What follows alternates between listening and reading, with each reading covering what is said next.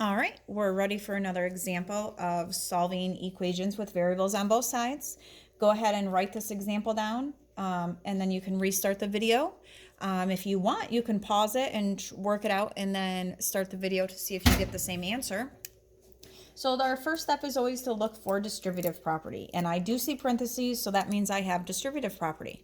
So I'm going to distribute with this positive 5, and I have to distribute it with every term inside parentheses only. So my first step is a 5 times 8c. So 5 times 8 is 40, and then I keep my variable. And then I have 5 times negative 6. Minus 6 is the same thing as negative 6. So 5 times negative 6 gives me a negative 30.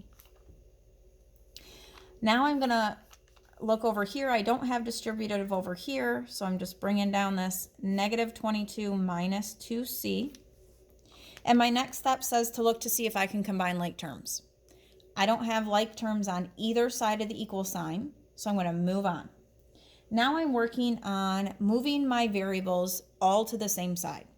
It does not matter if you move the 40c or the negative 2c. It's up to you. However, to maybe keep the least amount of errors, I like to move my smaller variable. So I'm going to take this minus 2c or negative 2c, and to move it, I do the opposite. So instead of subtracting, I need to add it. So these are opposites, they equal 0. So if I add it on this side, then I need to add it over here. And when we're doing that, we are just combining those like terms along the way.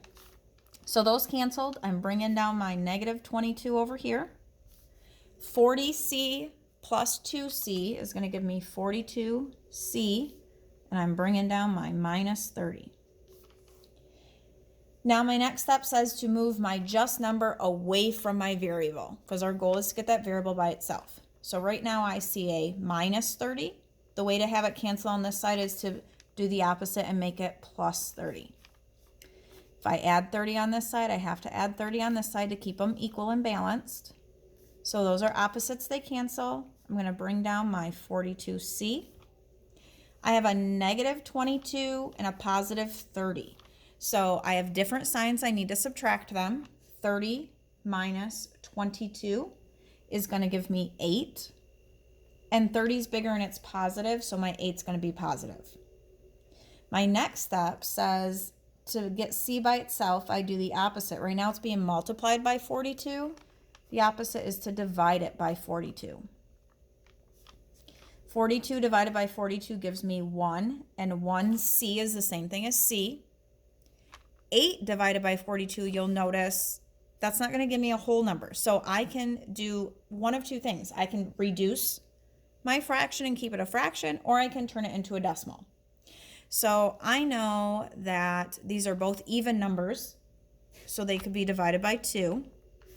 8 divided by 2 is 4, and 42 divided by 2 is 21.